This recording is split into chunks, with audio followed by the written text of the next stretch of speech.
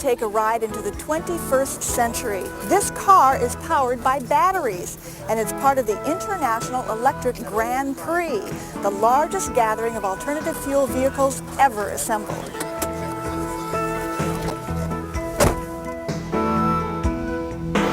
We're off and humming.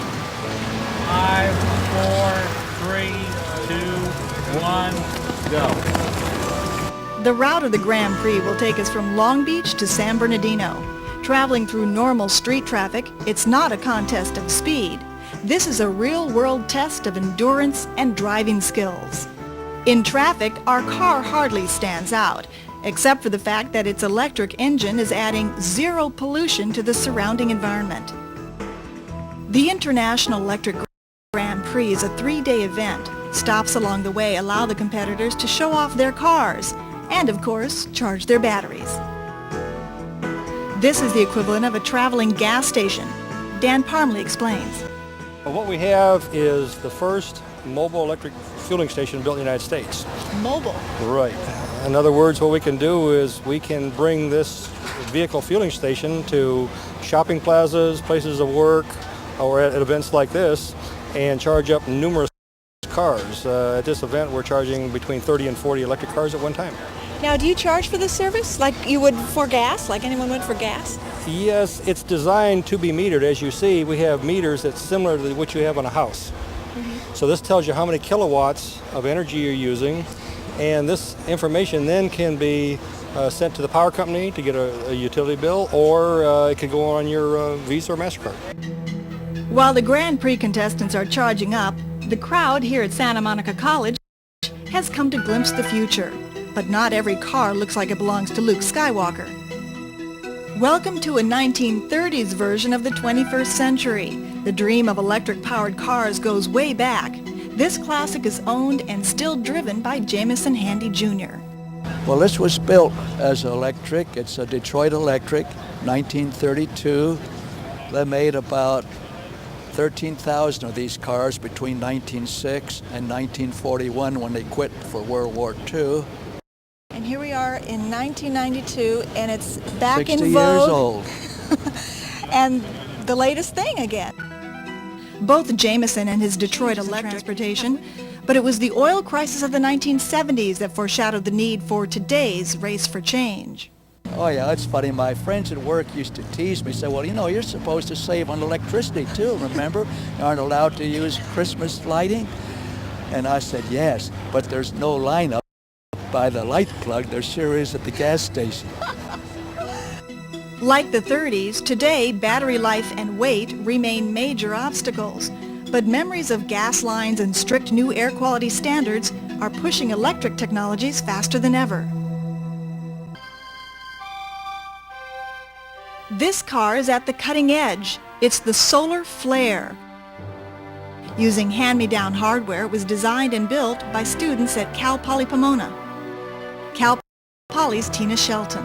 This isn't really designed to be a commuter vehicle and something you'll take to the grocery store. This is like the Formula One cars in racing. It's a way to prove the technology, to improve efficiencies like on batteries and motors and things like that. And the real purpose is the educational experience.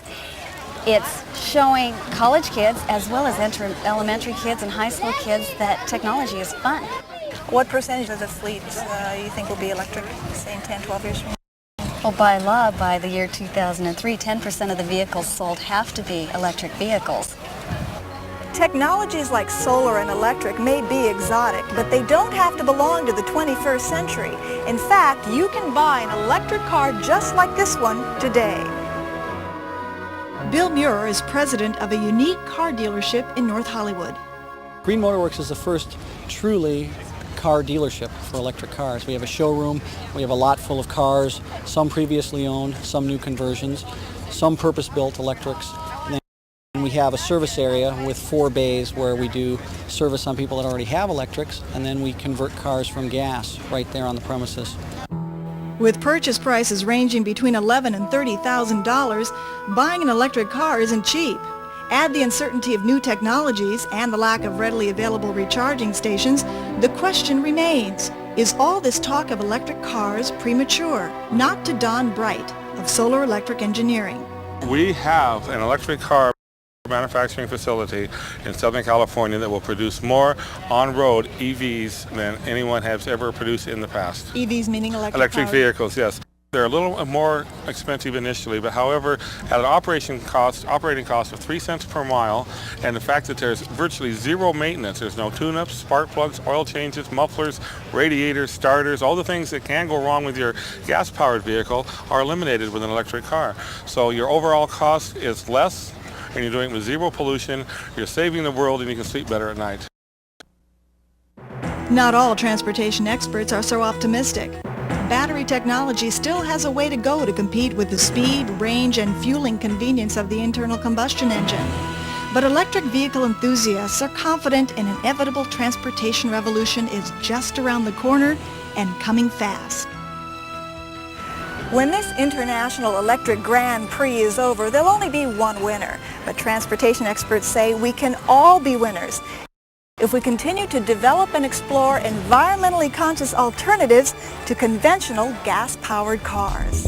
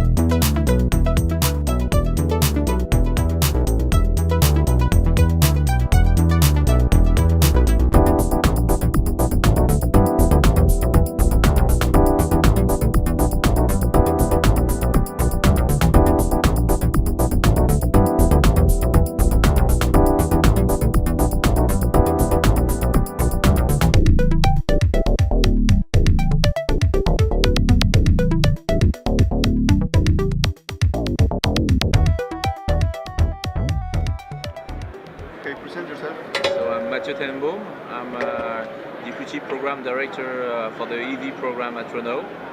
I'm especially the Project Director for Twizy, which we are presenting in the Web 10 today.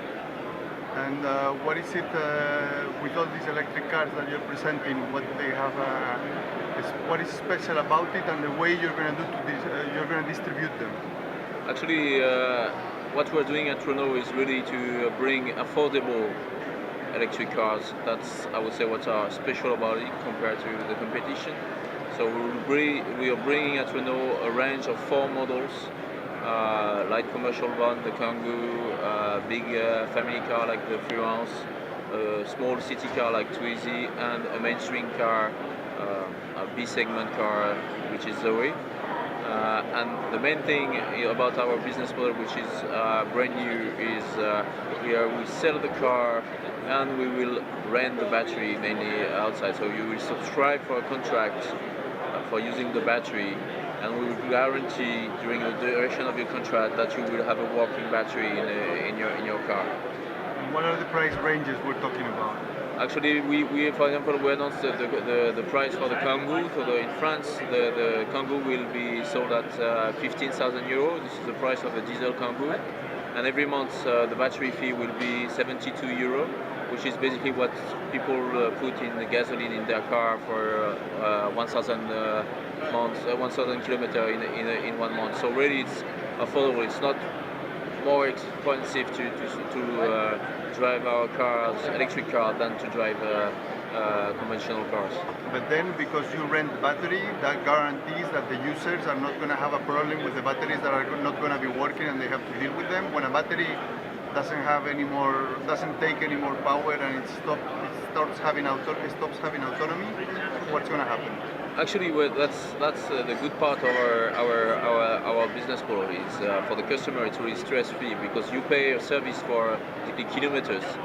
service for what is the age of your battery that's going down or something. You have a contract for a working battery. We as Renault, we take the battery financing over a long period or something about 10 years.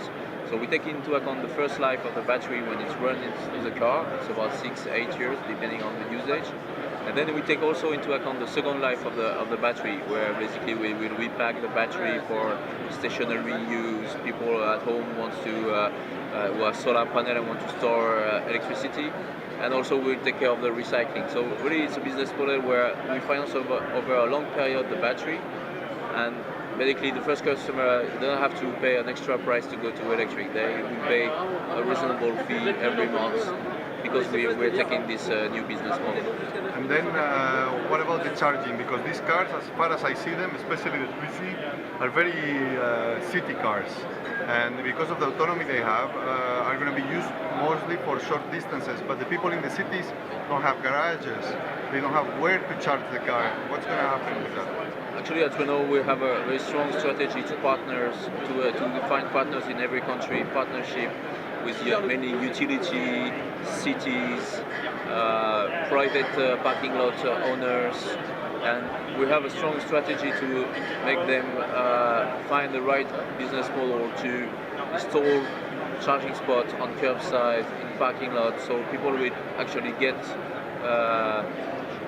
charging spot in the street to charge their car. And even what we are doing inside the vehicle is we'll be able, for example, to book a charging spot in advance from your car to assure you when you arrive somewhere you can park and you can plug your car. So that's part of the reassurance we are putting in the car through the HMI, through the navigation system, to make sure that you always find a place to park your car and to charge it.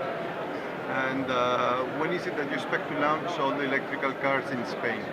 In Spain, it will start mid 2011. We will go in basically. Yes, we will go basically in Spain with Kangoo and Fluence from next year. The Spanish government put a lot of incentives for this kind of car, so it's really a great move.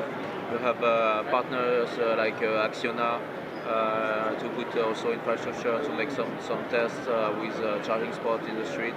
So really we have something very, the entire ecosystem of the electric vehicle ready for Spain for next year. And Twizy will be produced in Valladolid especially, so it's kind of a Spanish product.